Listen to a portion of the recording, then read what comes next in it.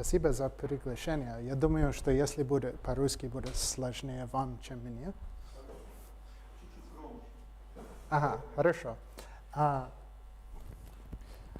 Нет, на будущее обязательно надо читать доклад по-русски, но сегодня я был слишком ленив, и я буду по-английски. So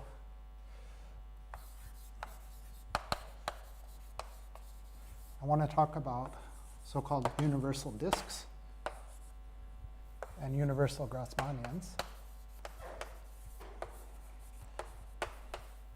And I talked about this last year, also in this seminar, the Thursday seminar, I don't remember. And the basic goal is the same as it was then, but approaching that goal turned out to be more subtle than I expected, so there's progress. And I'll point out where something I said last year was wrong and what the correction is. So this is with Yingdi Qin, who's a postdoc in Shanghai. And let me start out with some motivation about the different kinds of these universal Grassmannians. Some of you know this better than I do. But let me just start. So I want to consider first the Sato Grassmannian.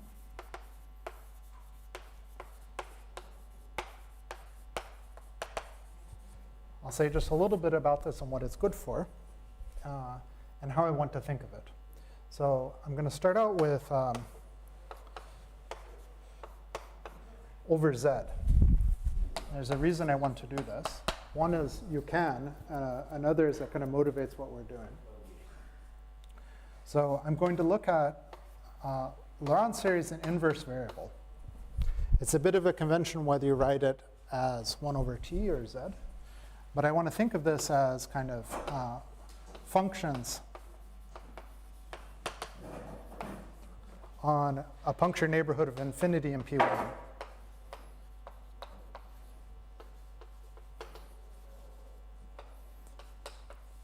It could be on P1 or just on any curve.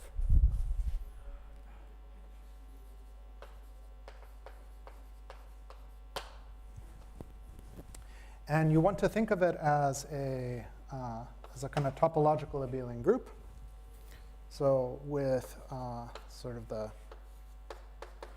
Z or 1 over T adic topology.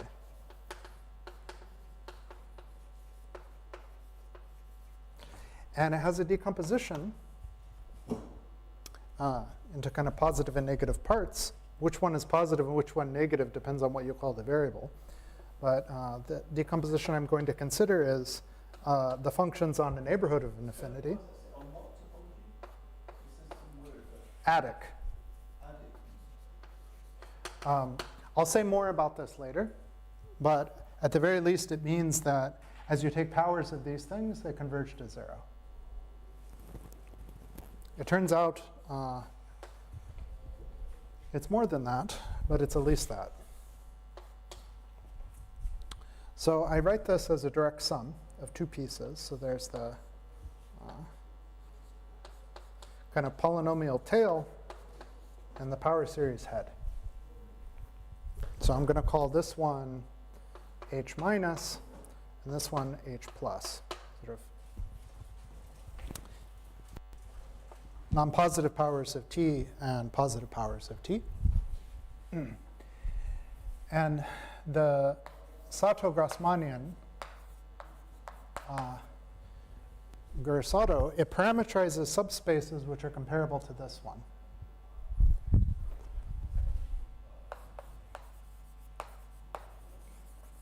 So it parametrizes, well, submodules. So this is over Z, but I can base change and complete. So this is parameterizes submodules. What do you call it? Congruent to? No, there's a word. Huh? Commensurable. Yeah. Commensurable to H plus, and let me say what I mean by that.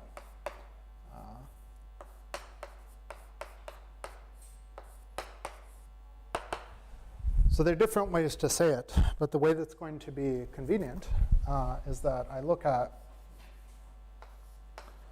some sub, and then I project onto this positive part.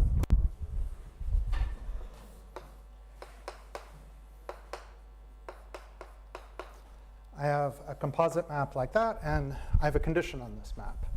Condition is that this composite be Fredholm.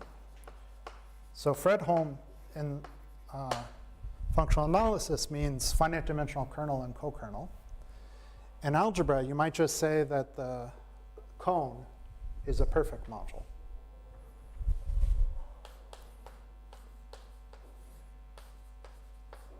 So Fredholm means the fiber or cofiber is perfect.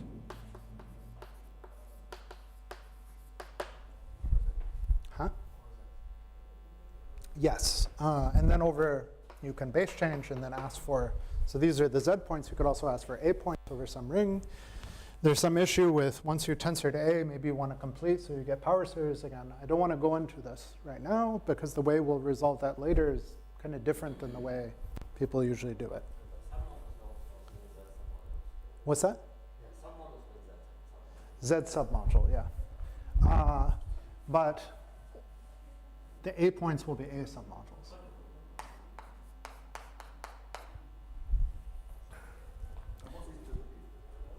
It's just a sub, in this case, it's just a sub-abelian group.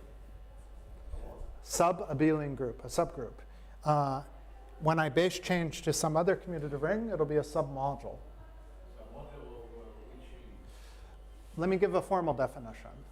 Okay, so a formal definition.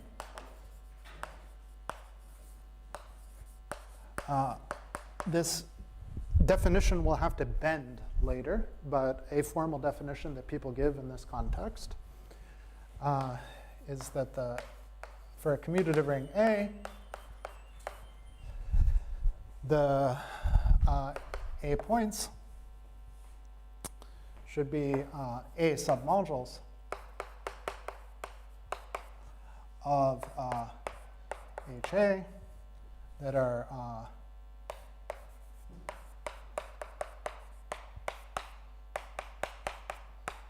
commensurable to this thing. This is, again, Fredholm. So meaning the fiber or cofiber are perfect, where HA now,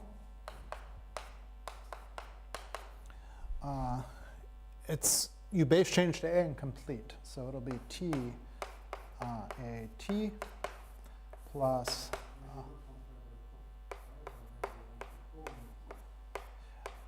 I mean, the Hammurabi fiber is the COCOM. Yeah. It's a matter of language. OK. So after you base change A, you have to complete. This is a bit of an annoying thing, but this is somehow the right thing if you want to get a scheme. What's that? Didn't write what? So this one is H plus A. This one is H minus A. By definition. Okay, so basic facts about this construction.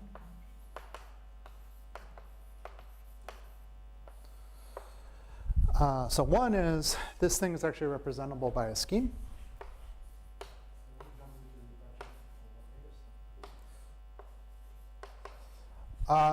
What I said is enough. Well, OK. So there might be some kind of condition about, I think this is enough, but you might want to say something about, local freeness over on spec A. So let's say maybe plus some local freeness. So this definition is really going to have to bend later, so it's not so important exactly what I say here. So this is a scheme. It's a very big scheme. So it's a scheme that locally looks like, so it's covered by charts that are all isomorphic to a countable product of A1s. So that looks like spectrum of some polynomial ring in countably many variables. So it's locally profinite dimensional, so it's pretty big. And two, it has a nice determinate line bundle on it. So, what's that? It's just a scheme. It's a scheme, yeah. So there's a kind of projectively dual thing, which parameterizes not these discrete subs, but these locally compact things. That thing is in scheme. And that's what Djernfeld calls co-Sato-Grassmannian, which is good because they're different. But he's the only one that calls it this. Other people also call the in-scheme Sato-Grassmannian. This is very confusing. Yeah, this is the original thing. It's a scheme, not a... Is it connected? It has many connected components depending on the Fredholm index. Yeah. So it has a natural line bundle.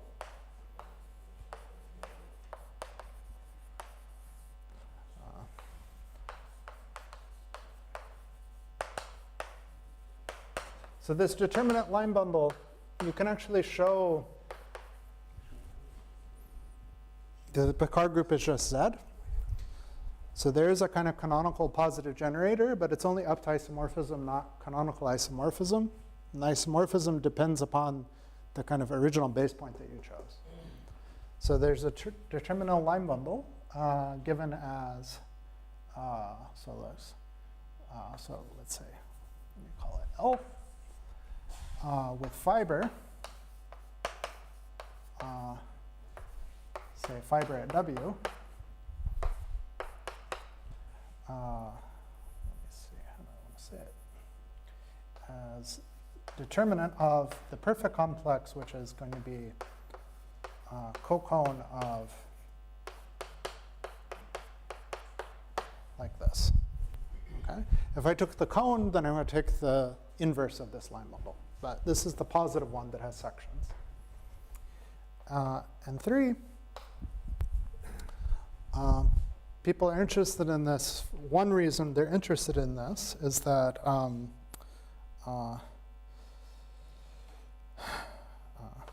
the space of sections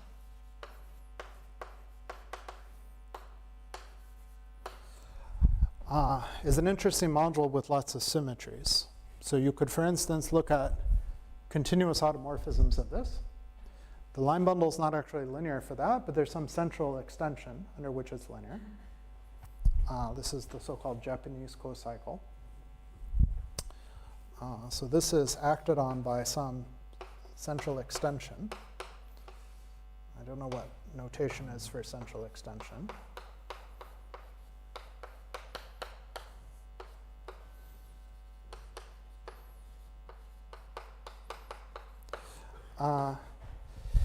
And it's some nice representation that's well understood. So in mathematical physics, it's called fermionic Fock space.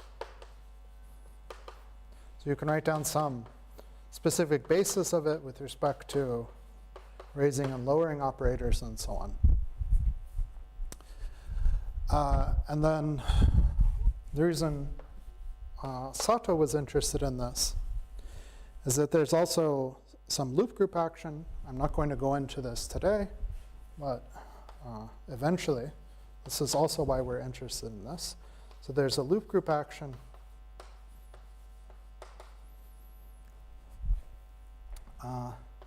which eventually leads to a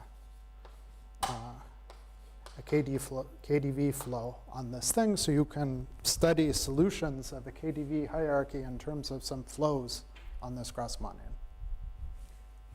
So this is a kind of nice piece of mathematical physics encoded in the geometry of this Grassmannian.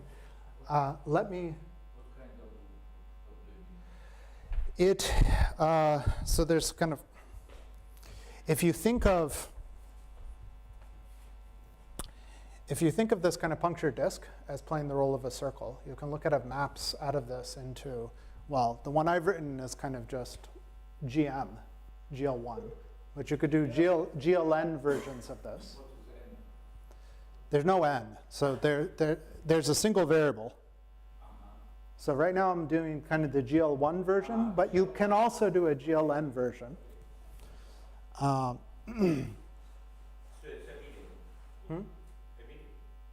Yeah, in this case, yeah, just because. Yeah, but this is not the loop group. The loop group is like maps from this punctured disk to GM.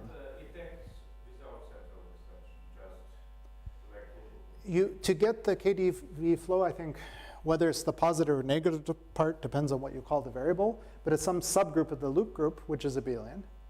And so you get a bunch of commuting flows. However, I'm not going to go into that. I want to give another motivation for this kind of purely algebro-geometric, why this is an interesting Grassmannian.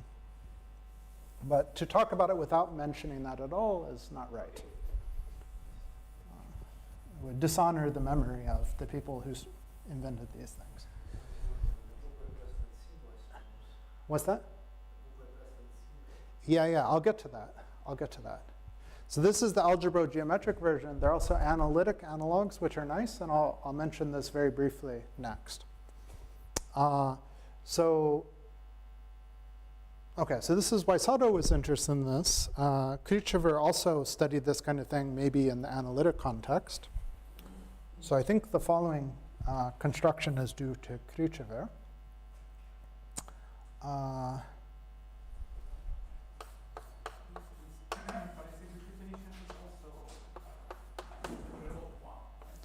What's that?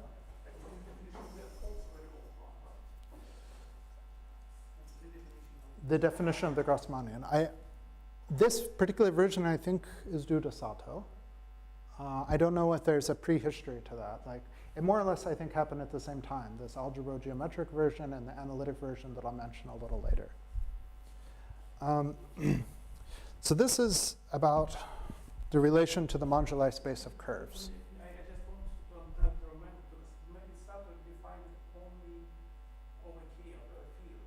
That could be. Yeah, that's right. He just kind of gave a set and wrote some coordinates on it and so on. I remember that such a definition was used by Ines Quant in her dissertation. Who? Ines Quant. Okay. There was a group of Spanish mathematicians who studied this a lot. Yeah. He defended in 1996. Okay. She wasn't there, but I'm not sure that she was the author of this definition. Perhaps he took it from some other source, but I don't remember now. So the truth be told, at the very end, when I come back to Grassmannians after a digression, I will have a not quite satisfactory definition of the universal thing, but I think we're almost there. Okay, so this is about relation to geometry of curves. And there are lots of versions of this. I just want to describe this kind of simplest version to give a flavor of how you see geometry of curves related to this Grassmannian.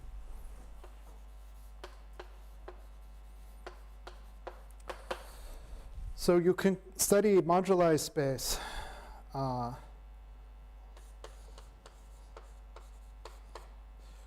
you have the moduli stack MG of smooth genus G, smooth, say, projective genus G curves.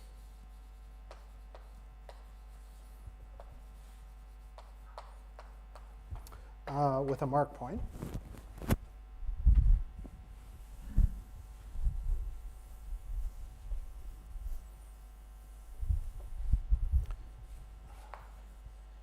So M G of comma 1 of A. This parameterizes curves, families of curves over spec A with a section. So it's a family of mark points on the curve. But such things can have automorphism, so this is a bit stacky, and there's a rigidification of it.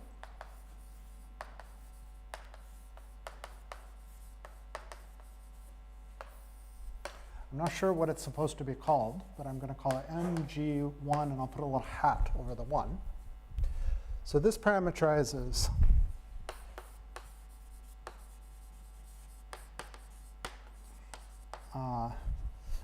genus G curves, C, with mark point in C, and a formal coordinate at P.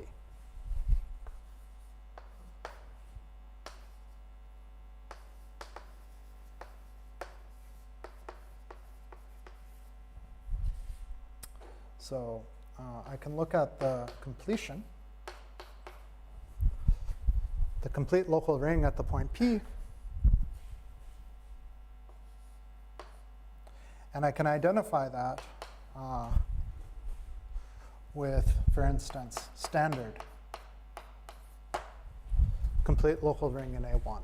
So this has a coordinate, so this is, in this case, formal power series in Z. So if I do it over Z, it looks like that. Otherwise, I have to kind of do it in families. So the construction is that this thing, first of all, lives over mg. So there's a forgetful map, which forgets this formal coordinate.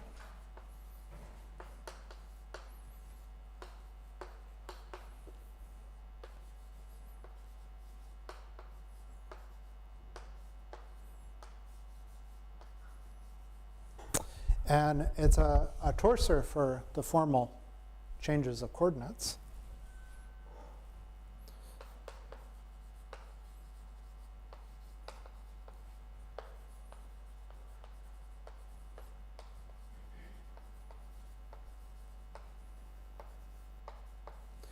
And this thing, this rigidified moduli space, this is mg1, embeds into the Sotto-Grassmannian. And in fact, you can write down equations for it. So this has been studied. So let me describe what the embedding is. The cross means completion or? This little hat? No. Like here. It means completion or? Which one? This one? It's a hat, yeah. Yeah. It's a hat. Formal completion. So limit over quotients by powers to the maximal ideal.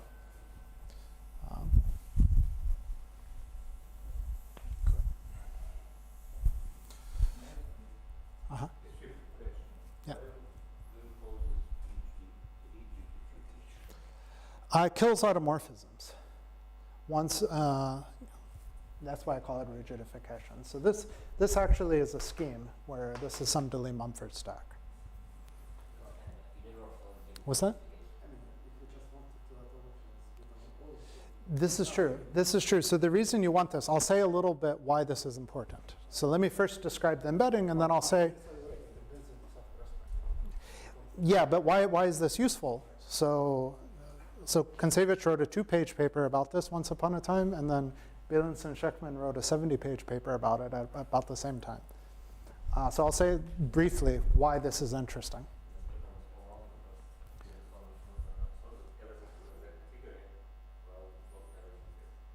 Okay, so what's the embedding? So the embedding, let me just kind of do it schematically. I can give you references to see how this is all spelled out in families and so on. Let me just say what it does on the points that I've defined. So it's given as follows. So what do I need? I somehow need to get a point in the Grassmannian. I need one of these subspaces, which is comparable to H+. So I look at, I have my curve, I have my point, and I have my formal coordinate at this point. So this z, I think of as pointed infinity, so my z is going to be my 1 over t. And from this, I need to pick out some subspace.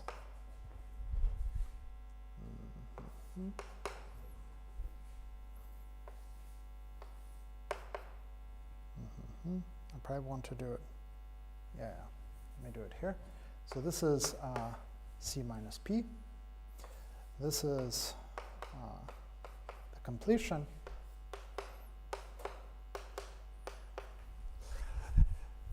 So what is the completion? This is under the formal coordinate identified with formal power series in Z. What fits here, so this is part of some Récompense sequence. What fits here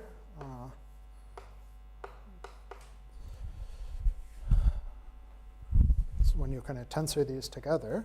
So this gets identified with Laurent series in Z.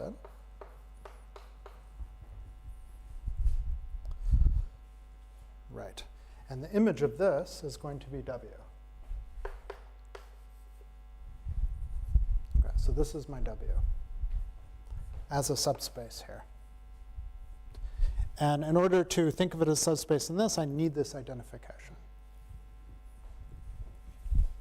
So why is this interesting?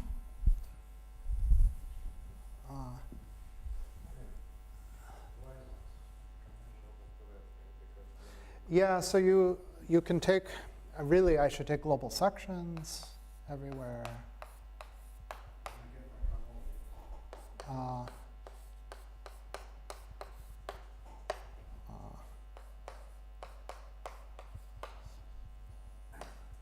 And so on.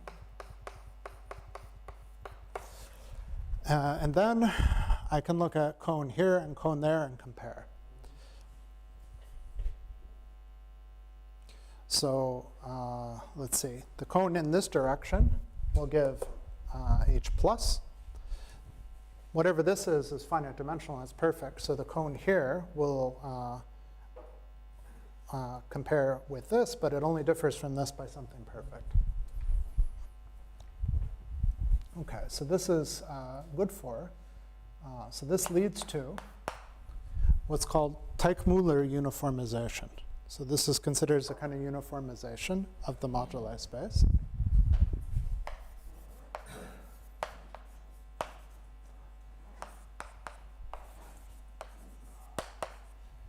This is called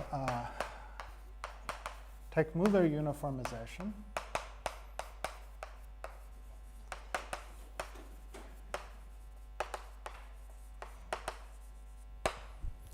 So there's also, there are lots of groups that act here. One of them is the Virasoro group. So there's a Virasoro group acting here, which preserves the subspace and acts on this kind of infinitesimally freely with this as the quotient. I didn't say, I said Teichmuller, I meant Virasoro. Teichmuller is the usual thing. So this is called Virasoro uniformization. So you have, this is what this paper of Beilinson and Sheckman is about.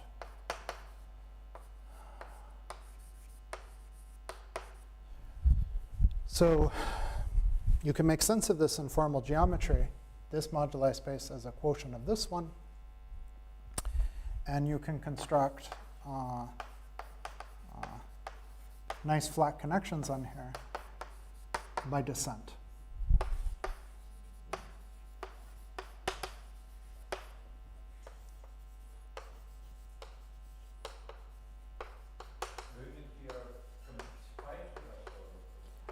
No compactification. Just real. What's that? Classical terminology is that Virasoro, say algebra is the algebra of vector fields so on and so. Plus the central extension. Yes. Yeah, that's right. But here you probably need its complexification, right? Complexification No? of the group. There is no group.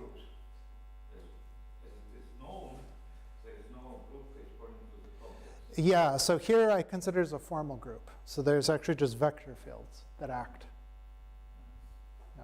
So maybe I should write with a little v. Maybe. Well, they're actually defined over Z. Yeah, they're defined over the integers. So there's a formal group whose Lie algebra is the thing you said, and in some category of formal geometry, this is really a quotient. And then, strictly speaking, if you want to construct these flat connections, you should probably base change to something in characteristic 0. I'm not sure what happens with the flat connections over Z.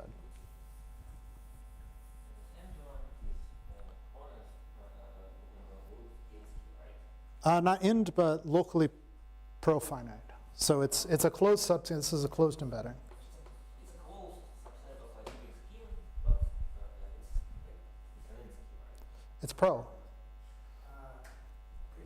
Yeah, it's profinite dimensional. Because you can kind of do this identification order by order. You think? Mm-hmm. Yeah, okay. Sorry. I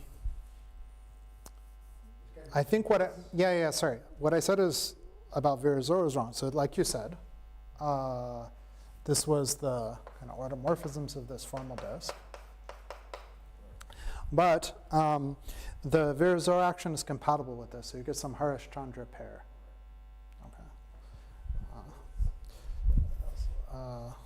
So using some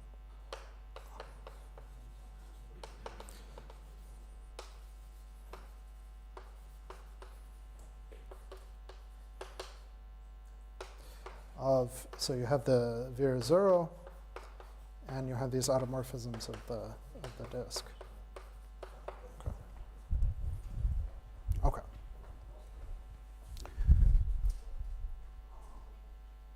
So all of this is some kind of advertisement for the history of the subject, which I myself don't know as well as I'd like to. But this gives some motivation for why it's worthwhile studying these things.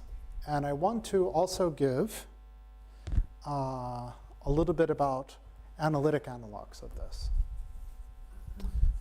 So in Siegel-Wilson, so there's a analytic alternative, or analog.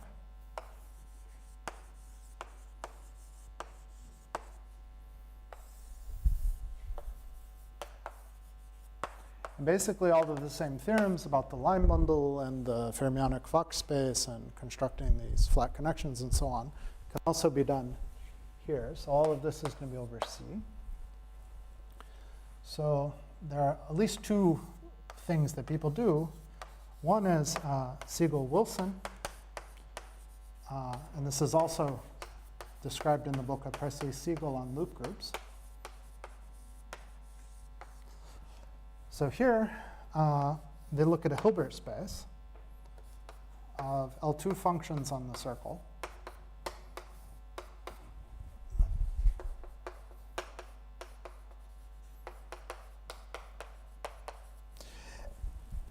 And it has a polarization into positive and negative Fourier modes.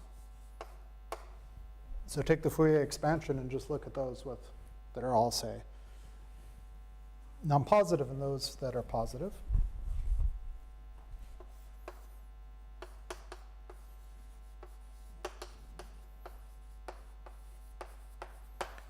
And then the points of the Siegel-Wilson-Grassmannian. So say the C points is really just defined as some kind of topological space with kind of local analytic coordinates. So this is defined, at least, it's defined as some kind of infinite dimensional complex manifold. So the way they set it up, it's a kind of Hilbert manifold. But there's some moving parts. There's some options to exactly what kind of geometric object it is, whose points these are closed subspaces of H.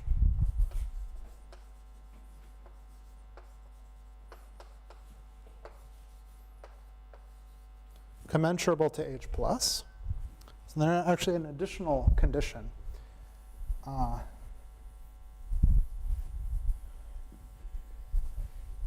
Which is not so visible in the algebrogeometric case. So such that, so one, you ask that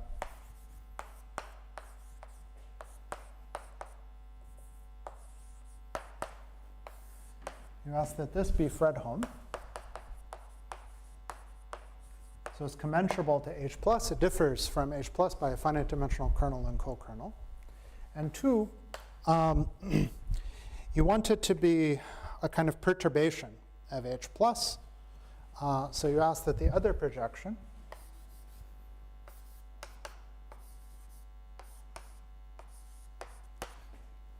so the different conditions you can put here. So it seems that the weakest thing you can put is that it's a compact operator. But those won't form a Hilbert space. And so they want it to locally be a Hilbert manifold. And so Siegel and Wilson usually require this to be Hilbert-Schmidt. That it's some kind of compact operator. But in the first version, this last property doesn't hold, or it does? What's that? The compactness of projection on H minus. In the first version, In the algebrogeometric version, does it it doesn't quite make sense in the usual sense. But there's something that kind of comes for free in the adic topology. So the map will be continuous, and then in some sense it will automatically be a compact operator. Now you have to say what that means. You have to say what it means, but there's something that's automatic. Yeah, so it turns out yeah, just a minute. So it's not finite dimensional image. So what is compact? You can look at finite rank operators and then take convergent sequences of them. So you can approximate by this. You can talk about a trace class map. In the other direction, so if it's a map from linearly compact to discrete, it'll automatically be finite rank. This is from discrete to linearly compact, and there's a condition, which is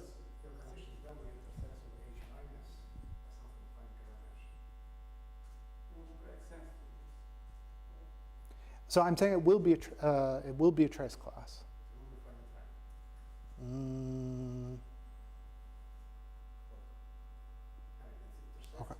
Okay. Yeah. So when I do this in families, I might need to say a little more. Okay. So this is how Siegel-Wilson say it. There's some kind of flexibility in exactly what you put here. It makes this kind of thinner or thicker and tells you whether it's Banach or Hilbert or whatever. There's another version that is studied by Arborello and De Concini and others. There are a bunch of papers where these two people are authors and maybe some other people.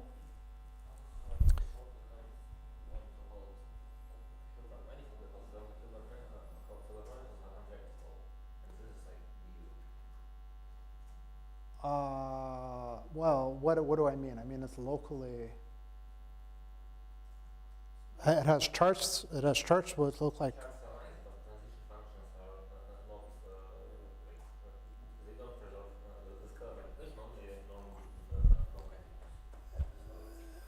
Okay, I don't know what you mean by Hilbert manifold, but let me say locally isomorphic to a Hilbert space. But yes, the transition functions are not. Okay, whatever. Okay, so this is a little more holomorphic. And it's actually this one that I really want to talk about, but they're all kind of comparable. So what they do, instead of a Hilbert space, they there are different versions of it, but their version is you could do, yeah, also germs.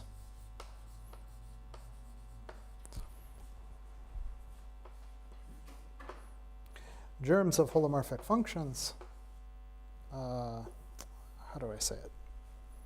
So they're going to be allowed to have a singularity at infinity.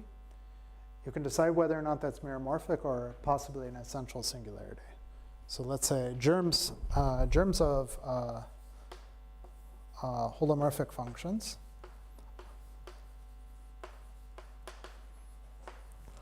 on a punctured disk around infinity.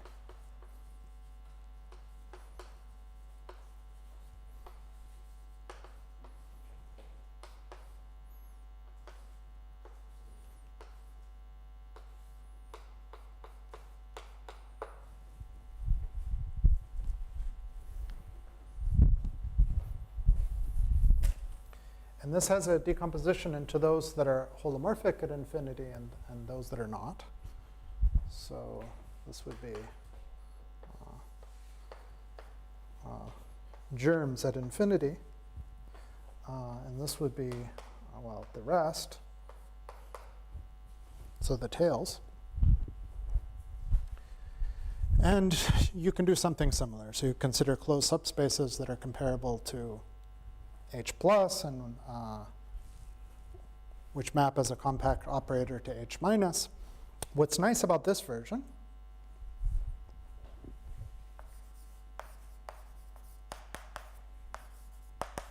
and these are going to be kind of motivating features for what I want to do. Germs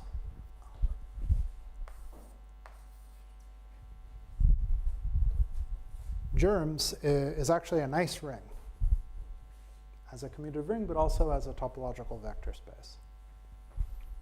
So this is nice as a ring. So it's a Noetherian of curl dimension 1. What? Is dual nuclear Fichet, which is somehow even better. Yeah. So is nice as a ring. So it's Noetherian of dimension 1.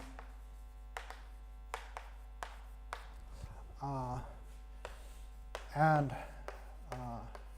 as a topological vector space, so it's called dual nuclear Fichet. So this dual nuclear Fichet and nuclear Fichet and dual nuclear Fichet are nice because of so-called Schwarz kernel theorem. So like certain operators are between two such things, one nuclear Fichet and one dual nuclear Fichet, they're always representable by some integral transform.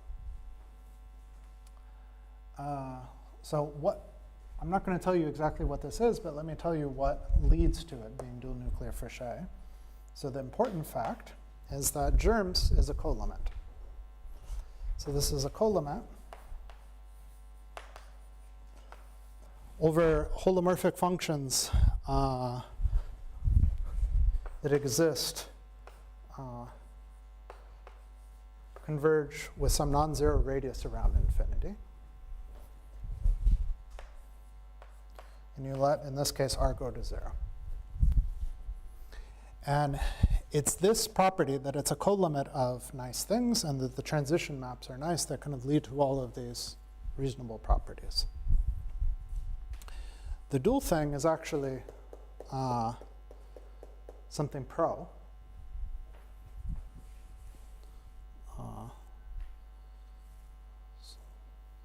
So the I won't focus on that, but the H minus part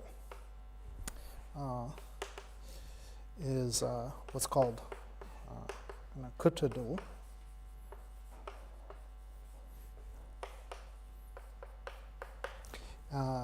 And is nuclear Fichet. So it turns out to be a limit rather than a colimit, and it's not quite as nice, but it's still pretty good.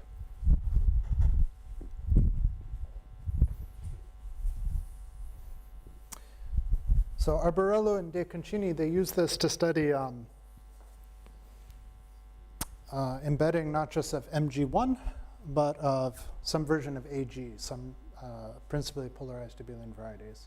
So there's some nice formulation and solution of the Schottky problem in this context, and they do some kind of, well, kind of version, I guess you could say version of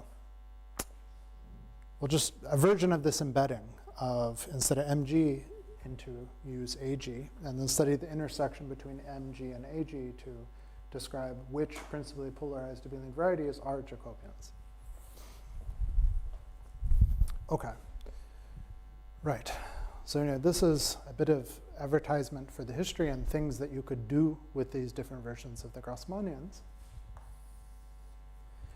And now I can state my goal.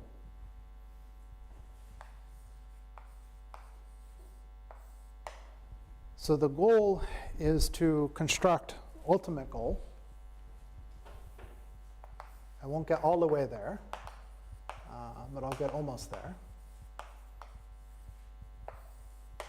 So the ultimate goal is to construct some version of this Grassmannian, which can specialize both to the algebro-geometric one of Sato, but also to some version of these analytic Grassmannians, one very close to Arborello de Concini. But which will also admit specializations to non-Archimedean fields, such as QP or a Novikov field. So I want to construct a universal Grassmannian.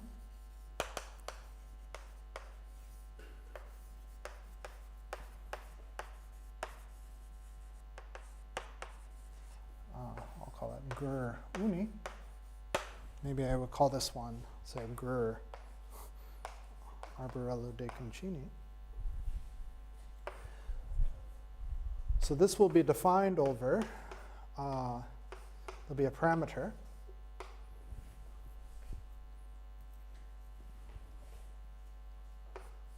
There'll be a parameter Q.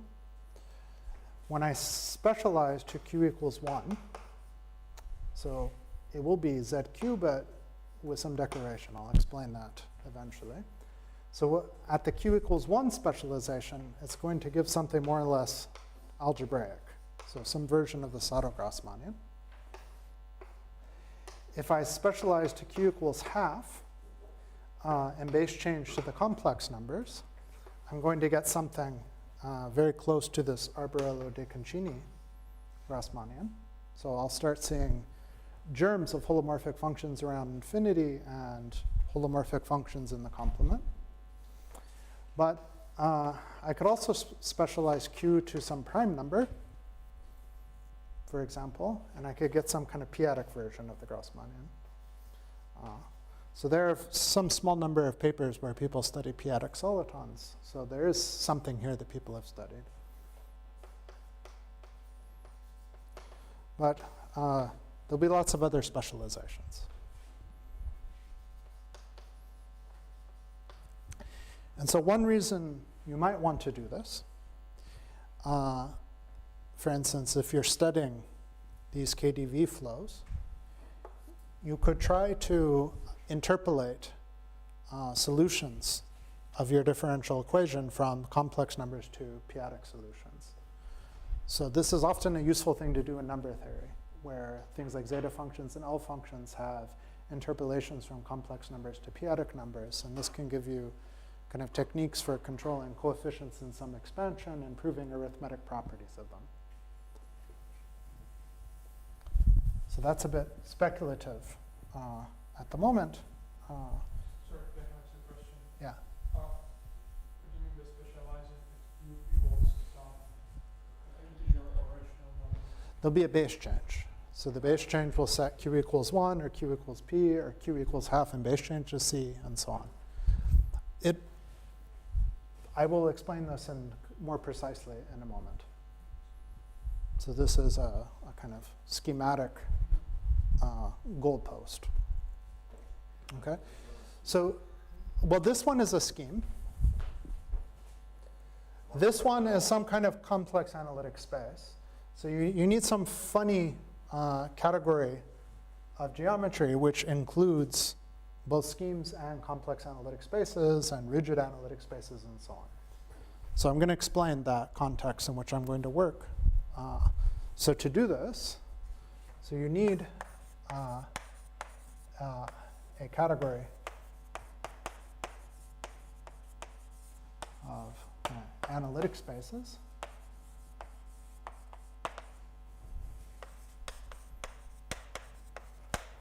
containing, so with a embedding of, containing schemes, complex analytic spaces, but also rigid analytic spaces. So kind of analytic spaces over non-Archimedean fields.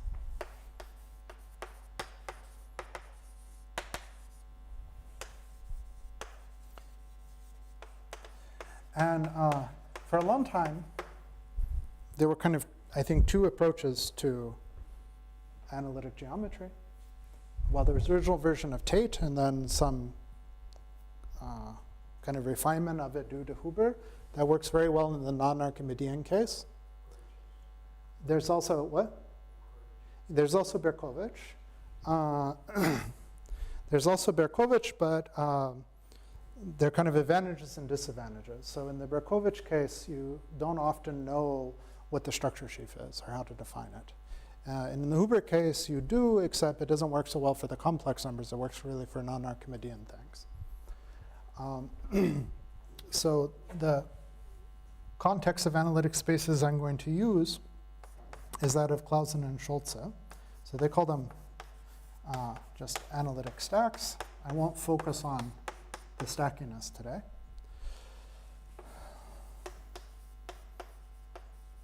And they show how to embed all of these kinds of geometry into here. It includes the Huber theory very nicely, but also, in some surprising way, also includes the Berkovich theory and allows you to construct structure sheaves on Berkovich spaces in ways that wasn't known before. And their category is built on so-called condensed mathematics. So I want to spend a little time saying what this is, enough to say what our construction is going to be. When should we take a break? What's that? Okay. Let's do it right now then.